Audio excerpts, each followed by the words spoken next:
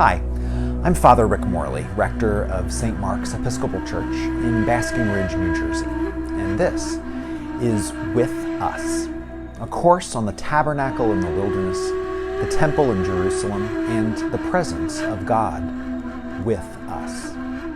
This is Session 3, where we'll continue to look at the Tabernacle and the Ark of the Covenant. As we saw in the last session, the Tabernacle complex had two main parts: an outer court with a basin and an altar, and a two-room tent. The two rooms are an outer sanctum and an inner sanctum. In this session, we're going to be mostly concentrating on the tent itself. In the larger outer sanctum, the holy place, there were three pieces of furniture. There was the altar of incense, where aromatic incense was burned and its sweet-smelling perfume would rise in smoke, like the prayers of the faithful rise to God. The incense also had the effect of dimming the sight of anyone who was in that room. You really weren't meant to see well inside the tent, especially what was in the next room, the Holy of Holies. And so the incense created a curtain of smoke to shield us from seeing God too closely. Smoke and clouds are oftentimes associated with the presence of God. They both became symbols of the divine presence, but they weren't the divine presence itself.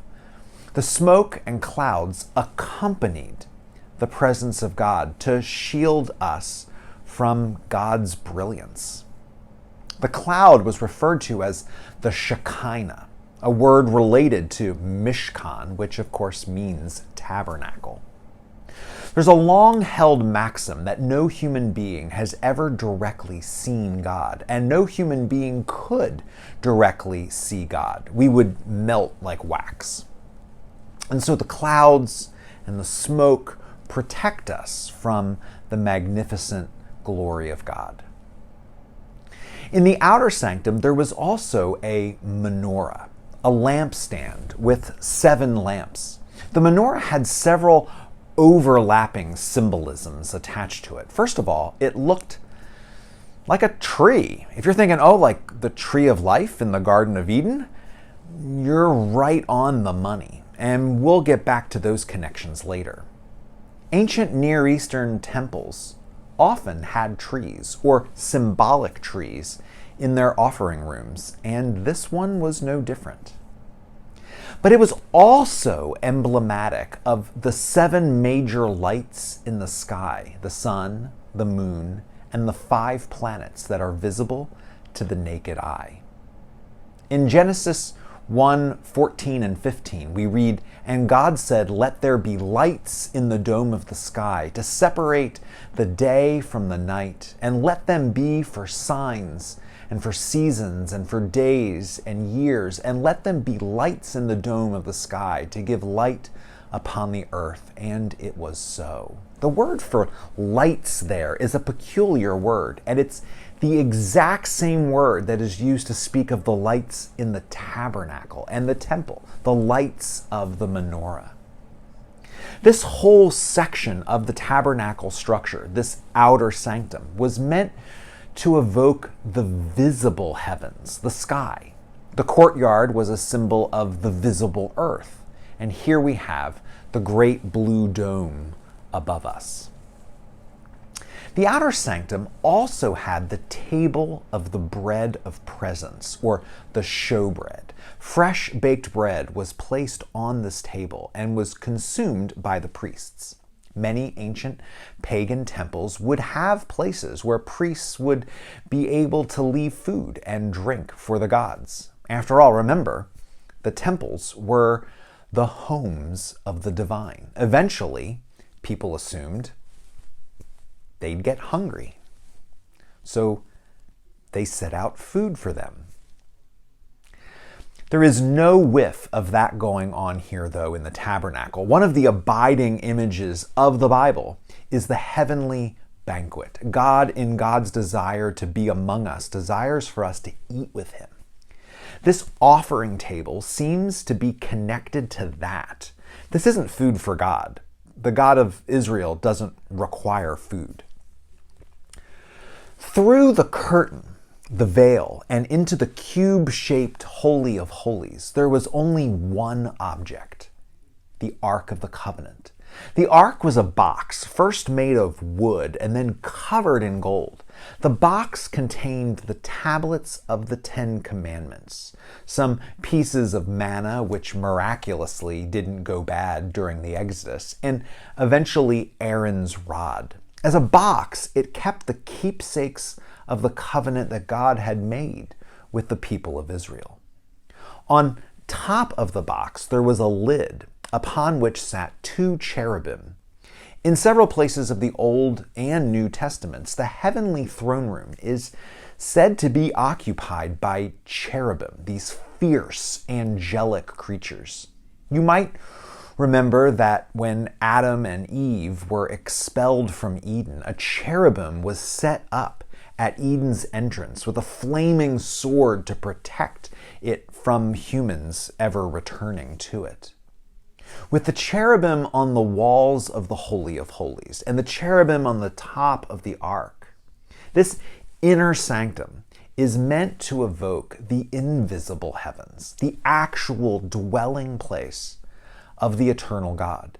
In some places of Scripture, the Ark of the Covenant is referred to as God's footstool. And so the basic picture is that this inner sanctum is the lowest part of the heavenly throne room, as if the walls themselves extended up into eternity, like some great shaft connecting heaven and earth. God's presence dwelt upon the ark, in the space between the cherubim, in the central place where any other ancient Near Eastern temple would have placed a statue or an idol to symbolize their God. Israel had no idol, no statue. God is just there in that seemingly empty space carved out by the fierce golden angels. While priests were allowed to enter the outer sanctum, the holy place, so that they could offer bread and incense and consume the bread on the table, entrance into the Holy of Holies was completely restricted. Only the high priest was able to enter it, and even then he was only allowed to enter it once a year on Yom Kippur, the Day of Atonement. It does make me wonder, though, as a portable shrine, how did the people break down the tents and set them up again without violating this sacred sanctuary? How did the curtains get taken down and the tent poles broken down if no one was allowed to enter it? I honestly don't know the answer to this question. My guess is, though, they did it very carefully. This tripartite structure of a worship space, courtyard, outer sanctum, inner sanctum, is interesting. But it's not unique in the ancient Near East. To show this, there is an ancient pagan temple that's in the Northeast United States. In New York City's Metropolitan Museum of Art, there's the Temple of Dendur. The Temple of Dendur was commissioned by Caesar Augustus himself. Its construction was overseen by the Roman governor of Egypt in 10 BC and was dedicated to the Egyptian gods Isis and Osiris. Interestingly, at the same exact time that this temple was being built, a few hundred miles to the north, King Herod was wrapping up his rebeautification of the Jerusalem temple. In the 1960s, the Egyptian government decided that it was going to flood the area where this temple stood. And so that it wouldn't just be lost forever, it was awarded to the Metropolitan Museum of Art in 1967 and finally installed in the museum stone by stone in 1978. Looking at the temple restored here, you can see that there's an obvious outer court with a central building. The outer court has this quite grand arch for people to enter and exit by.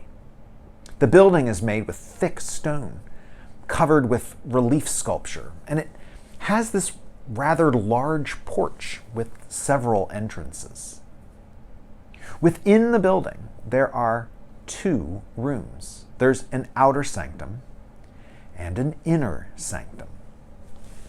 In the outer court, there's carvings of papyrus and lily plants. The outer columns look like trees. What we have here in the courtyard are representations of the visible earth. Above the entrance to the temple is a great sun disk, and in the holy place, the outer sanctum, where the priests would make their offerings, there are vultures carved into the ceiling, creatures which fly in the visible heavens.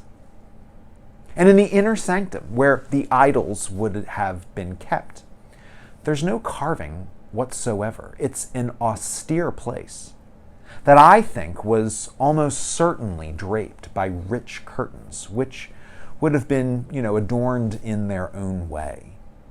The similarities between the basic layout of this structure and the structure of the tabernacle in the wilderness and the Jerusalem temple, which we'll get to later in the course, are obvious. Notice here that this building has also clearly not been designed for people to gather, sit, and watch something. This isn't a building made for anything that we would recognize as Sunday worship. The inner sanctum would have been shielded from the eyes of everyone, except for perhaps the most senior of priests on the holiest of days. The outer sanctum would have been reserved for priests and perhaps other authorized temple staff. Anyone else would be relegated to the outer court at best, or would be left looking in from the outside completely. There's no amphitheater, no seating, no pews, not even a stone construction built to magnify the voice of a priest to give a sermon. This is not a building built for the people. It was a building for the gods. And it's built to, in some way, reflect the entire cosmos, earth and sea, sky, and heaven itself. All of reality, as they understood it in Egypt 2,000 years ago, could be seen in miniature right here. Interestingly, this temple was briefly converted in the 6th century into a building for Christian worship. Egyptian Coptic Christians worshipped here, and even left their own mark in the stones for us to see today. There's a Coptic inscription on one of the doorways which commemorates the dedication of the church in the temple. The inscription indicates that a Christian priest, whose name was Abraham, was the presider of the dedication ceremony. And it says that Abraham received a cross from Theodore, the bishop of Philae, which was to remain in the church. It would be kind of fascinating to see how they set the space up for worship. I don't know exactly why it was briefly used for Christian worship, though perhaps it just didn't lend itself for that purpose. Maybe people got tired of being cramped awkwardly in the small rooms or being left to sit in the courtyard of a building that wasn't built for people to occupy, but the divine. So here are a few questions for you to ponder and discuss. What does it mean to have temples, not for the people, but for God? Are there any crossovers to this in our faith today? What might it mean for Israel's religious spaces to resemble the religious spaces of other ancient religions? Is this a problem? And what does All this have to say about how we can craft a space to experience God's presence today.